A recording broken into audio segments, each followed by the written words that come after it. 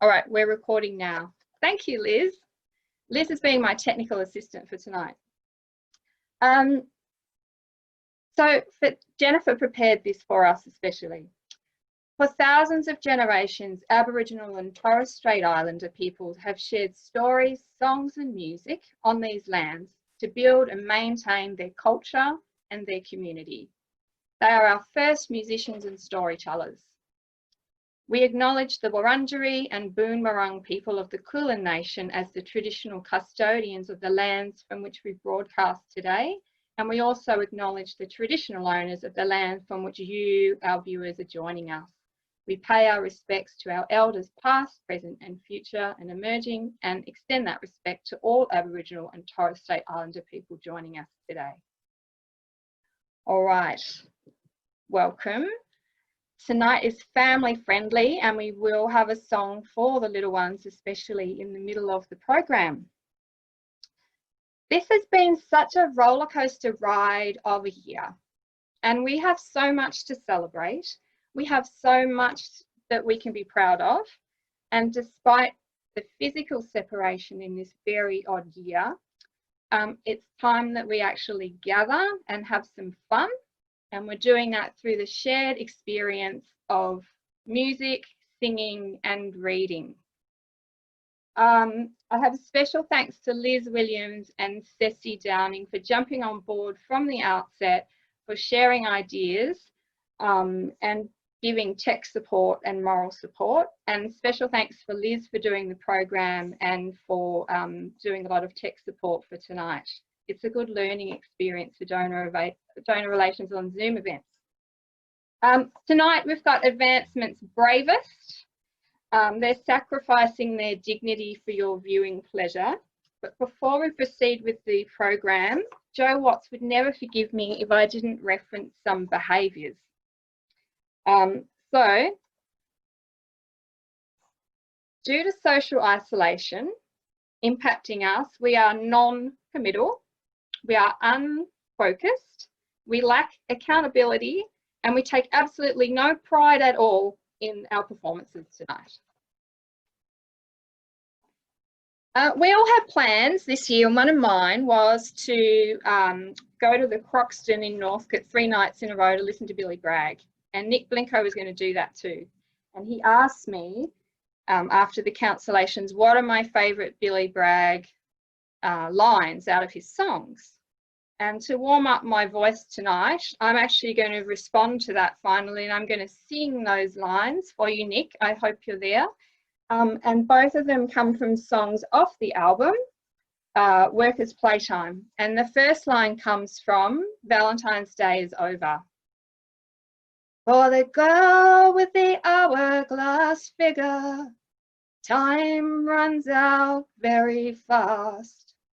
And the next one comes from the song The Only One. The chain that fell off my bike last night is still wrapped around my heart. So there you go, Nick. That's my answer to your question, and that's the warm-up for tonight. So I'd like to introduce our first real performer for the evening, and that is the hilarious, cheeky and ever sustainable Jennifer Henry, and she's going to play piano from Outer Space.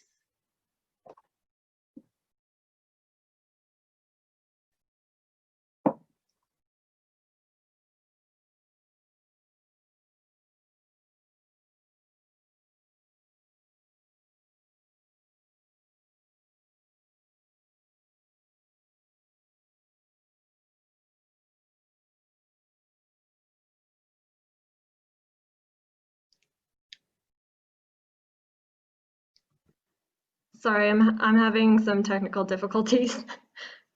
1 second. Jennifer, do you have the backup? Oh wait, hold on, I think I've got it.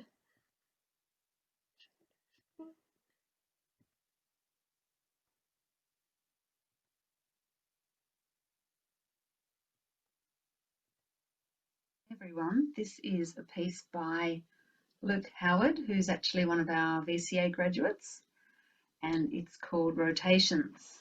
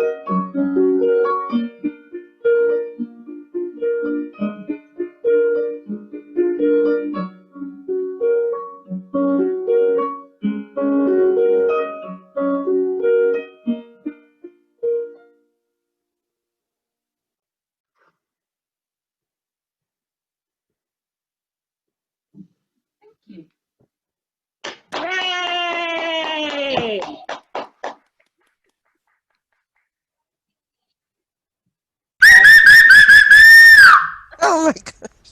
All right. And Jennifer now has a second piece that will be played.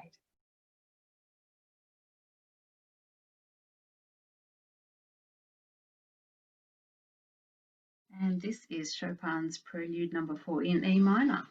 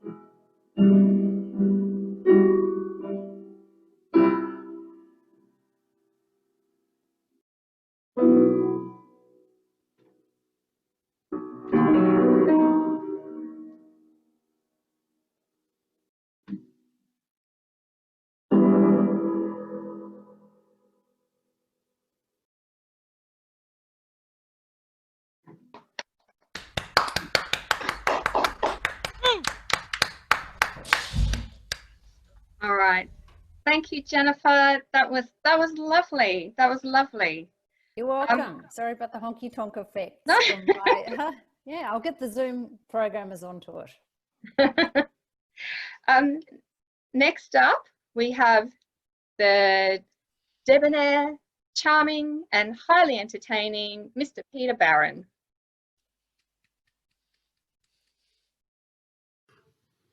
Hello, friends, from lockdown in my son's bedroom, currently where the piano is living. My daughter reminded me this week that I can really only play one song on the piano, and she's right. YouTube can only take you so far, but I have got my 3 chords ready, and I have applied them to this little silly song. Apologies in advance for all the mistakes. Let's call it jazz. This is called Coronavirus. Why Us?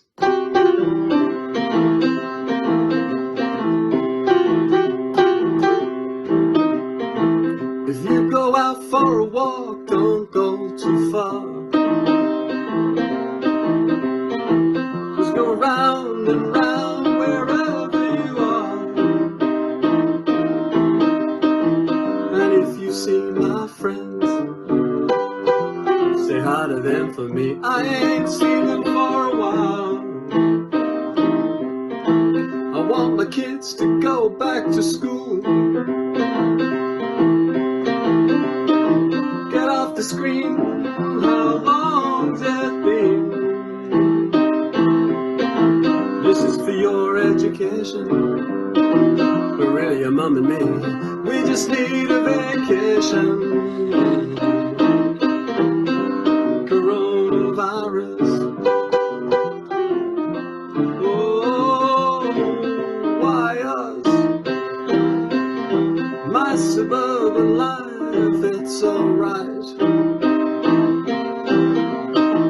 but it's so much better.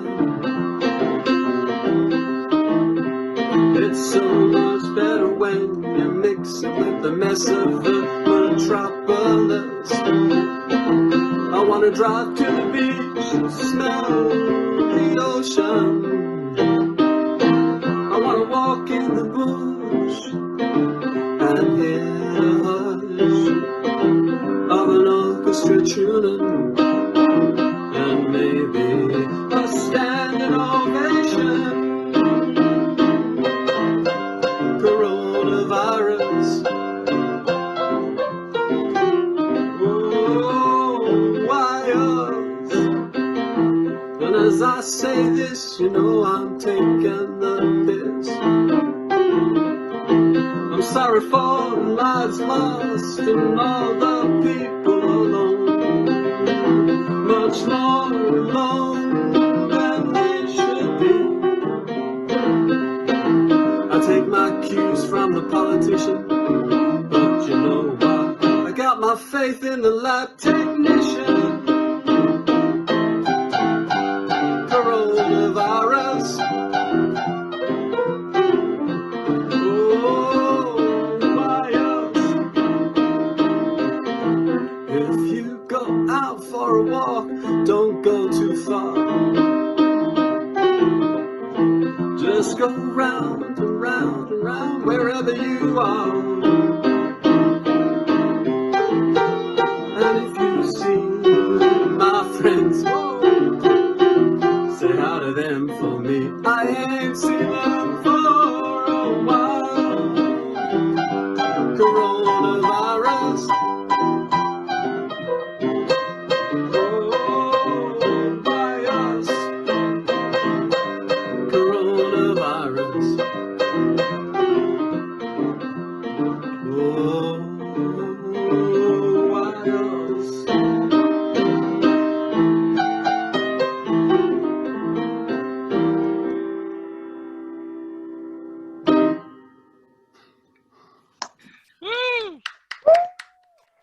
Well done, Peter.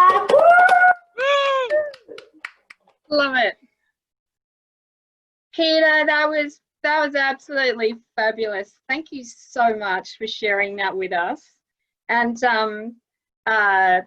Pete's the only one who actually wrote a song especially for this evening. So that, you know, we feel very, very blessed, Pete. Next up, we have the clever, illustrious, and forever calm Jo Watts, who will be doing a reading tonight.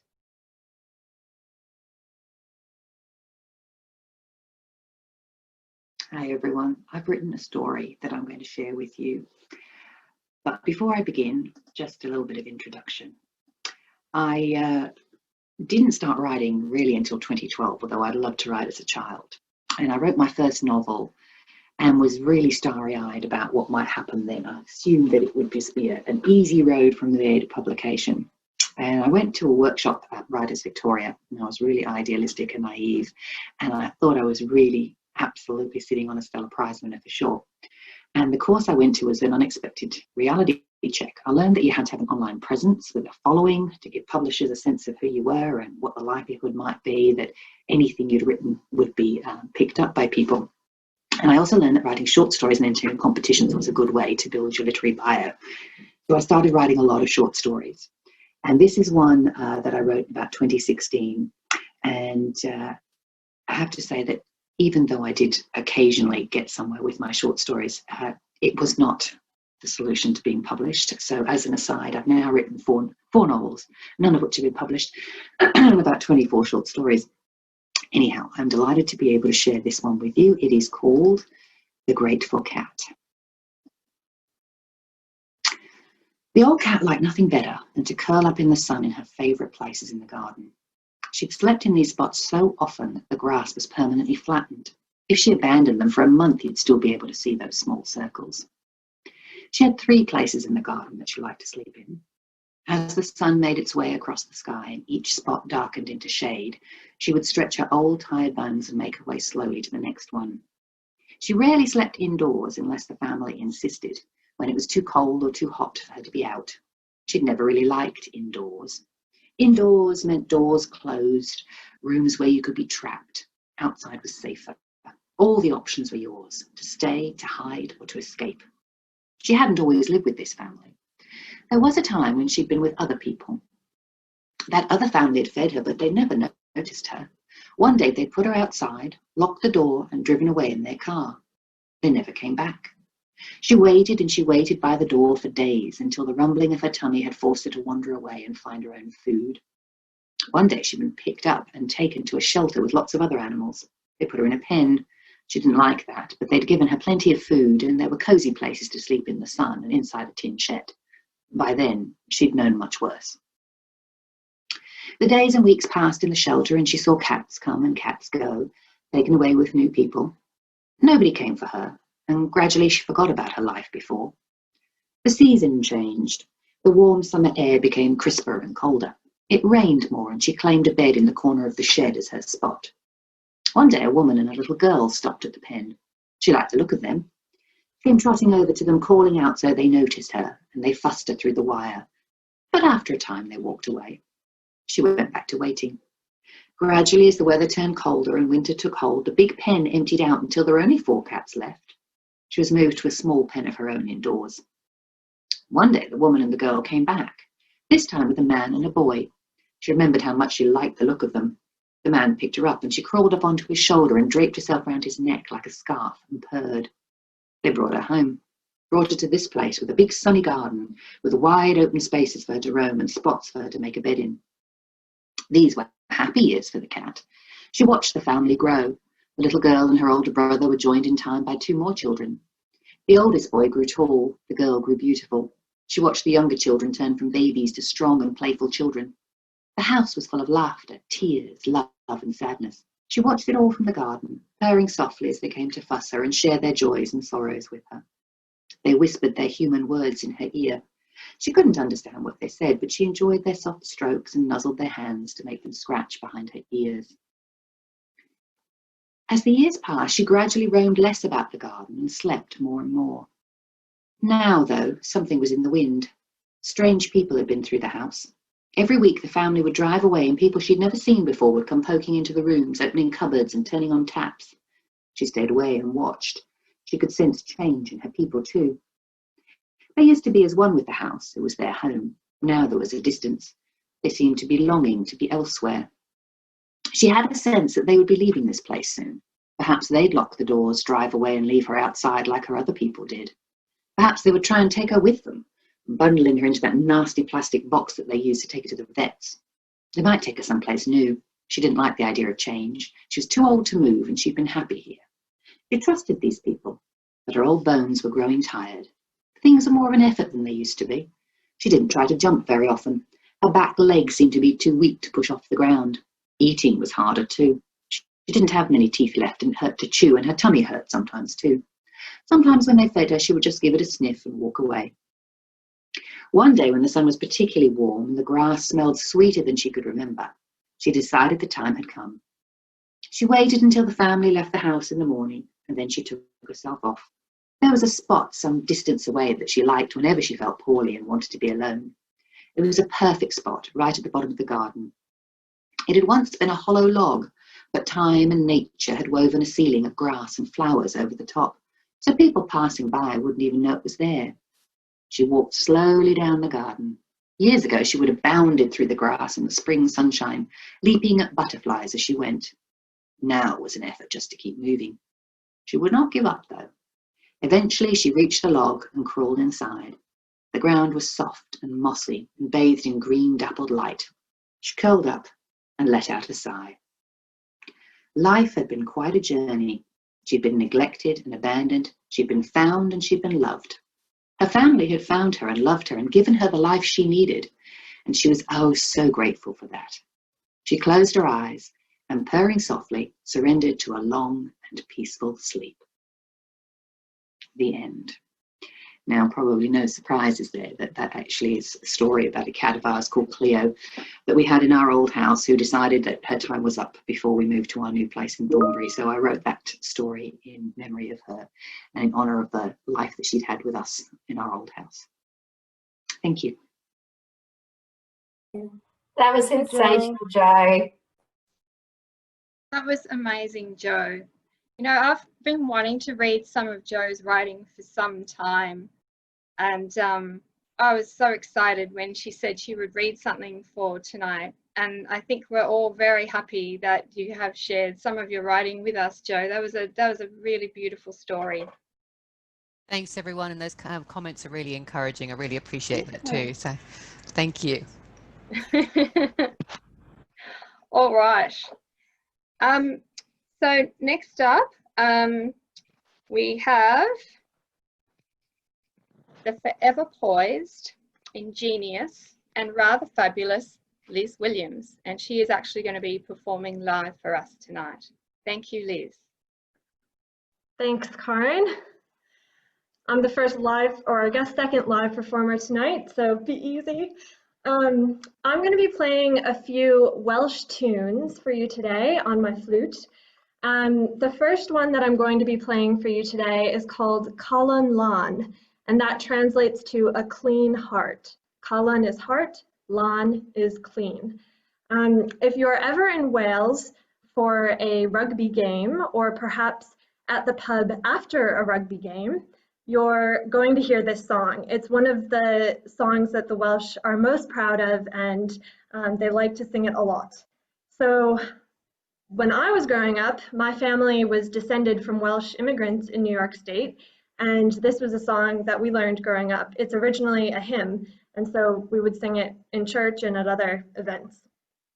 So before I play it, I'm going to recite for you the first verse and the chorus in English and then in Welsh, and then I'll play through it once on the flute. Calon Lan, a clean heart. I seek not life's ease and pleasures, earthly riches, pearls nor gold. Give to me a heart made happy, pure and honest to unfold. A clean heart, overflowed with goodness, fairer than the lily bright. A clean heart, forever singing, singing through the day and night. Calon Lan. Nid wy'n gofyn bywyd moethus, ar y byd na barlau maw, gofyn oeth am galon hapus, calon honest, calon lan. Calon lan yn llawn daioni, tech a hiw na'r lili dlos, dim ond calon lan ach gani, cani'r dydd a cani'r nos.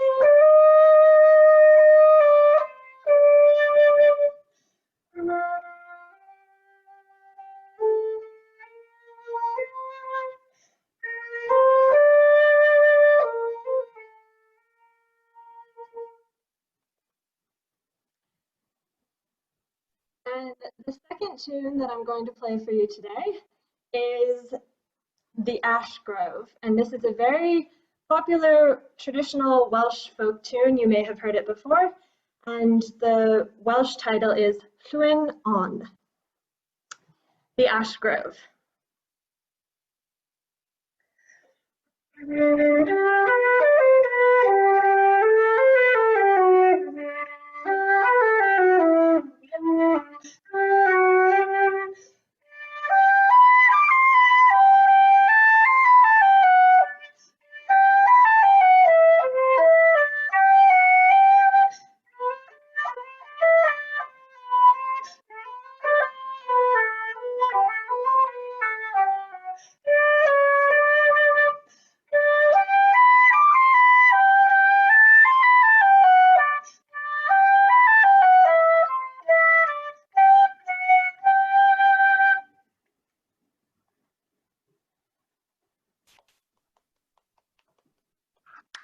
That was gorgeous. Well done, Liz. Liz.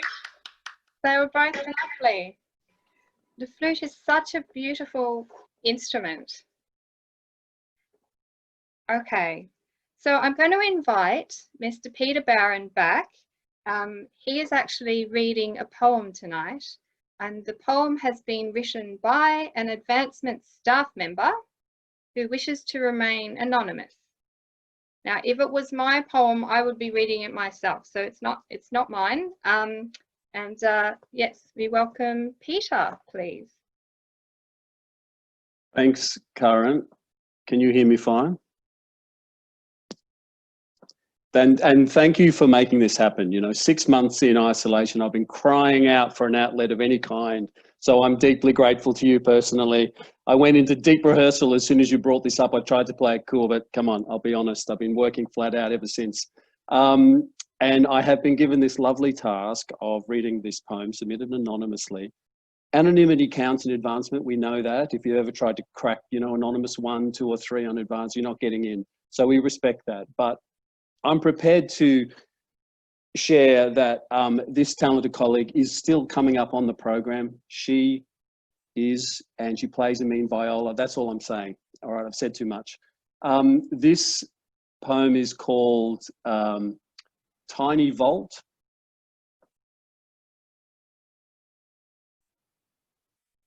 A song conceals a tiny vault to hold a glimpse of time. Behind a key, the glimpse is checked, a loft of sediment. The real world gazes while the future moves towards nostalgic drift, where time, once shaped, begins its quest to disappear below the mantle. But from within the glimpse is etched in surface grooves for repetition, and in the world, the tiny vault resists the planet's spin.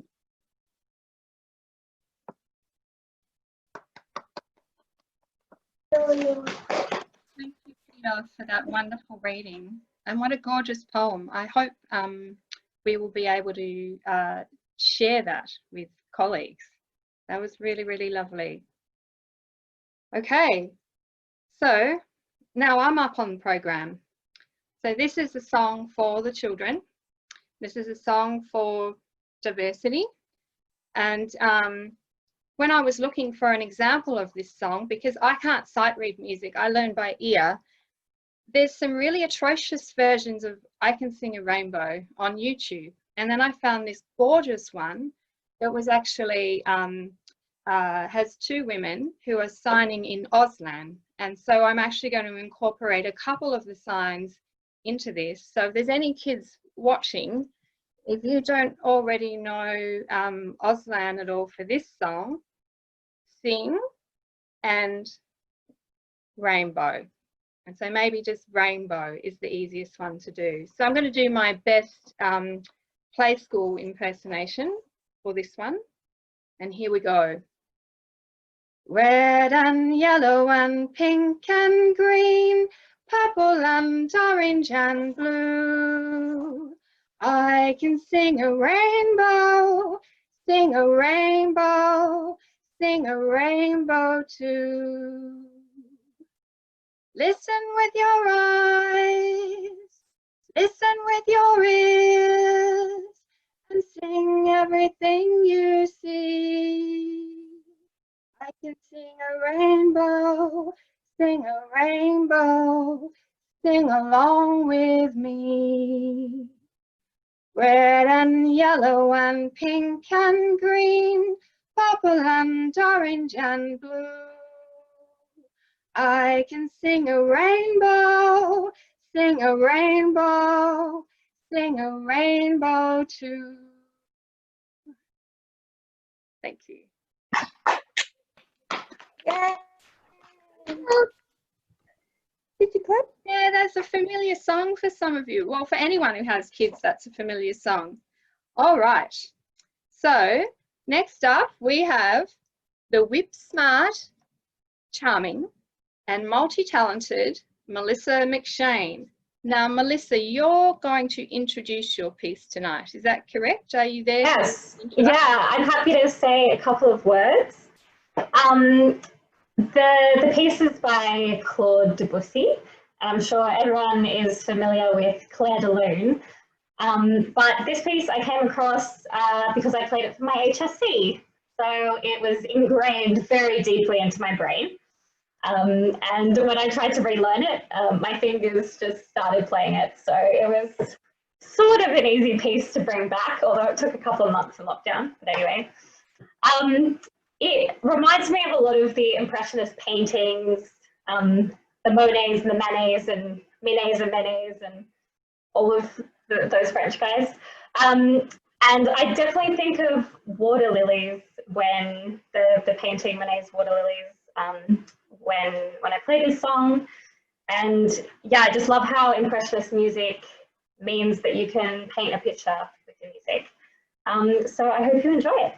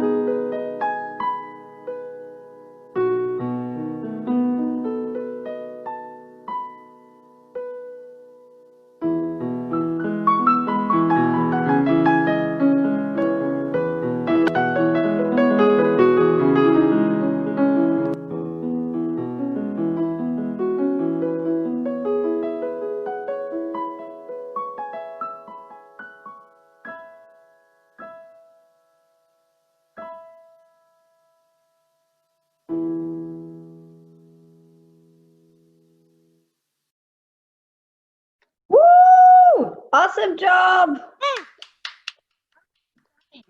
I think we can all agree that there's a whole new meaning to the talent we have on staff in advancement. All right, next up, for those who have a sweet tooth, we have the nicest, brightest, and most choco-loco of the chocoholics, George Luck, who will do a reading, a live reading. Thank you, George. Thanks, Karin. And this one isn't about chocolate, but I'm just reading a brief extract from one of my short stories, which was awarded the Griffith Review in Text Publishing Emerging Writers Award for Fiction and Publishing Griffith Review Literary Journal, but most importantly is my mum's favourite. It's called Paul's First Day. Paul was always the first person to be killed. I met him at his practical exam. The trainees were waiting for their names to be called.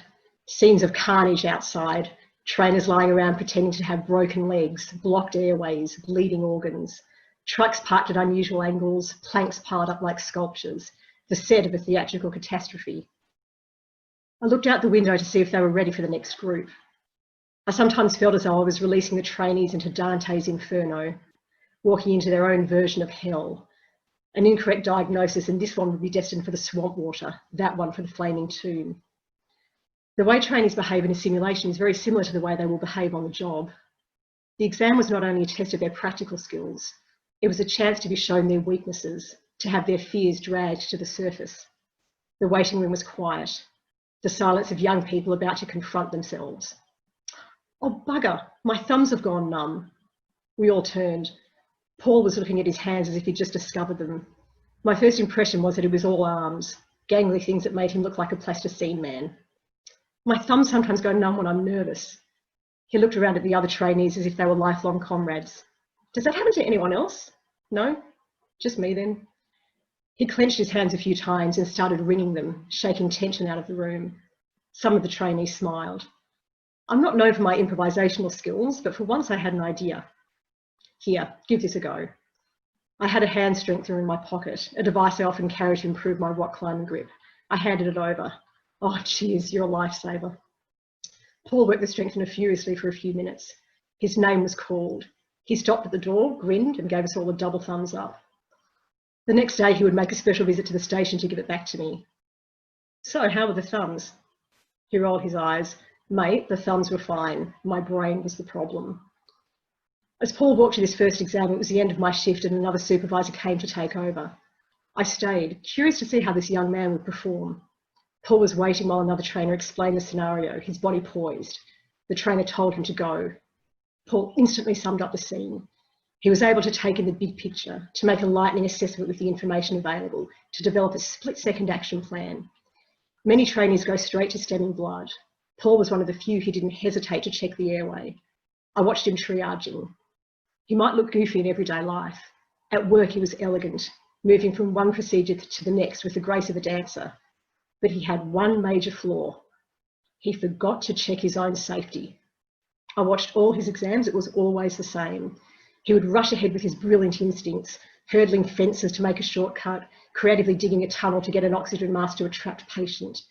In doing so, he would forget the oncoming truck, the balancing pipe, the dangling wire. As I got to know him, I realised it was due to his optimism, his belief in a benign universe. He just couldn't accept the truck might not stop, the pipe might fall, the wire might not have switched itself off. After the first exam, the trainer put his hand on Paul's shoulder. Your skills are undeniable, the trainer said, but you've just died 5 times. You've been electrocuted, burnt, decapitated, gassed, and probably run over. He shook his head. Paulie, that's got to be some sort of record. I watched Paul hang his head and thought of my own mistakes. Mine would always come from caution. I would never be killed for a flash of contextual genius. I would never risk protocol and my own neck to make a rash decision. We envy people their talents. I think that was the first time I realised we can also envy their faults. And that's the end of the extract. Thank you, George. Thank you so much. George was an 11th hour addition to the program, and I was so delighted when she decided that she would do a reading. Thank you so much, George. All right. And now, I know some of you have been waiting very patiently here for the brilliant, humorous, and frequently described by donors as a very lovely man, Mr. Alex Furman is going to introduce his piece of music, which Liz will then play. Thank you, Alex. Fantastic. Thank you, Karin. So just before we start, I just want to acknowledge all fellow performers tonight. I think it's absolutely fantastic evening. It's kind of a soiree, actually, that you've organised, Karin. It's a digital soiree. So I think it's a brilliant effort. So huge kudos to you. But an amazing array of talent. I'm so impressed by everything I've seen, and particularly Melissa as a fellow pianist. That playing that from memory, that's something I'm not brave enough to do, as you will see in the next piece. So this is just a short waltz by Frédéric Chopin. You've already heard Jennifer play a prelude tonight. So Chopin was a Polish composer who lived much of his life in Paris, and actually thinking of other great literary talents. His life partner was someone called George Sand, and we've just heard another great literary talent in George give her own reading. So this is a waltz in C-sharp minor. It's a fairly famous piece. It'd probably be familiar to you all, or most of you anyway. And why did I choose it? Karin asked me to say, why did I choose it? Principally because it was what I could wrap my fingers around in a fairly short space of time. But also it's a fairly melancholic sort of piece. So I think it's a kind of perfect pandemic piece. It's a little bit kind of reflective, and maybe is a good musical expression of the times we live in. So thanks, Karin, and over to you. Thank you, Alex. And Liz.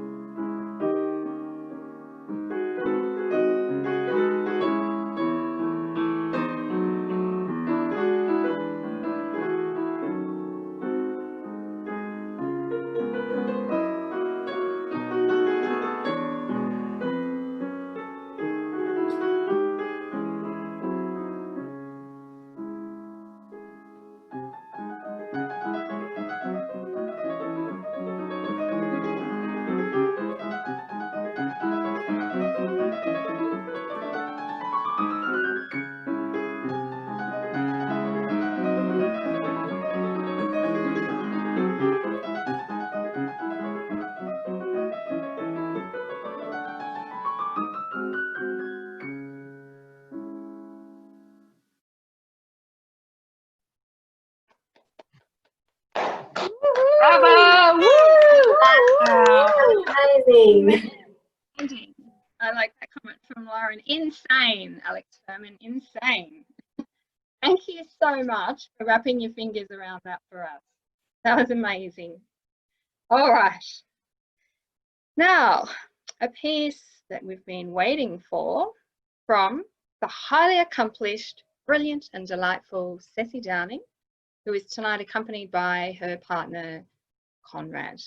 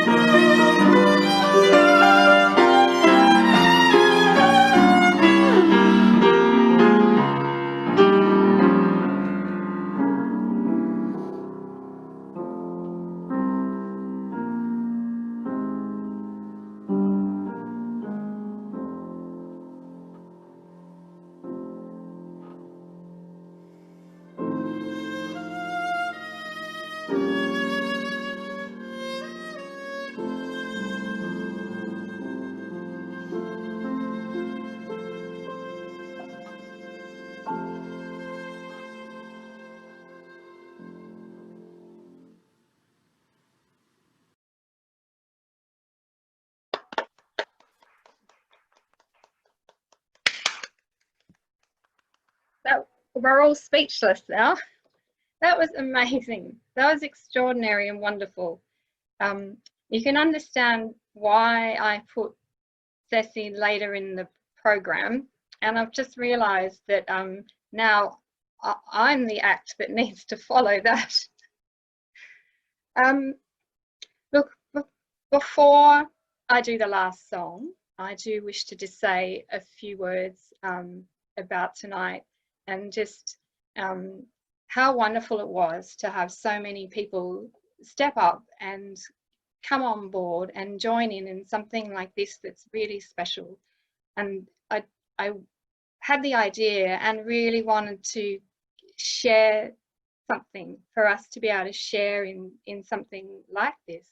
We know that our colleagues have these hidden, often very hidden talents, and for them to be brave enough and perform for something tonight is just is definitely, it's such a cherishable memory, and I think we all feel very, very honoured for everyone who has stood on the stage in their homes for the purpose of our enjoyment tonight.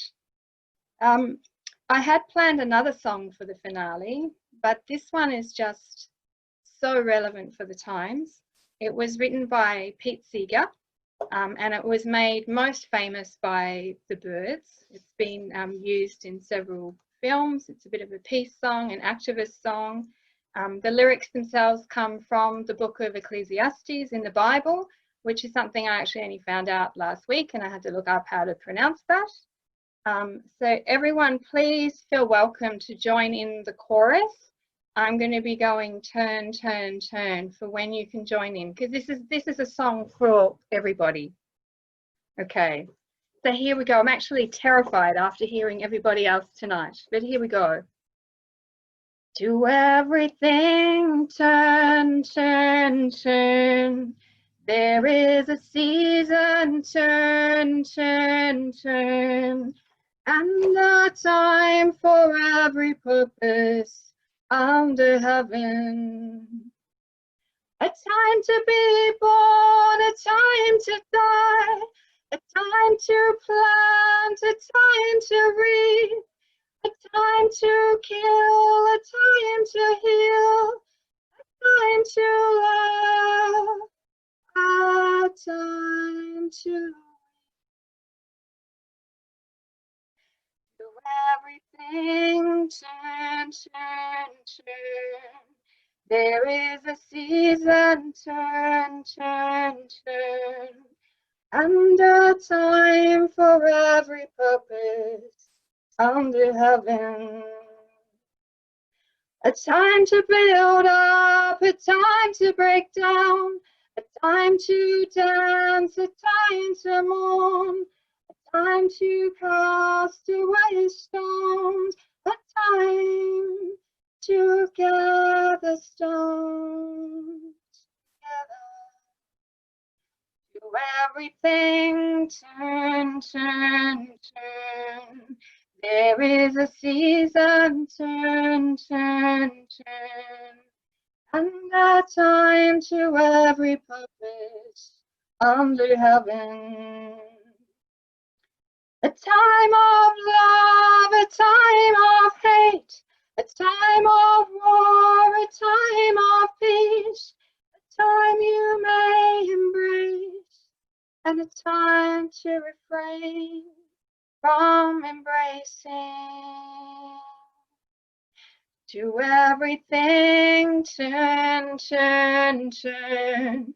There is a season, turn, turn, turn. And a time for every purpose under heaven. A time to gain, a to render, time to sow, time for love, a time for hate, a time for peace. I swear it's not too late. To everything turn, turn, turn. There is a season, turn, turn, turn. And a time to every purpose under heaven. Thank you, everyone. Turn your mics on and give a big applause and cheers for all the performers. Yay, thank you all.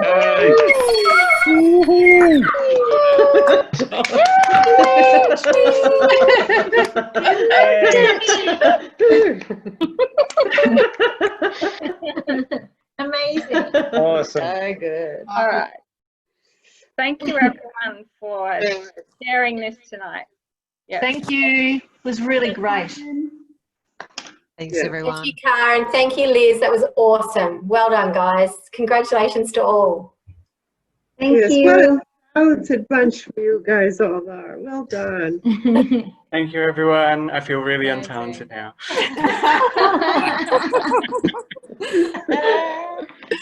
Thank you all. Thanks, everyone. Well done. Thank Thanks, you. everyone. Guys. Bye.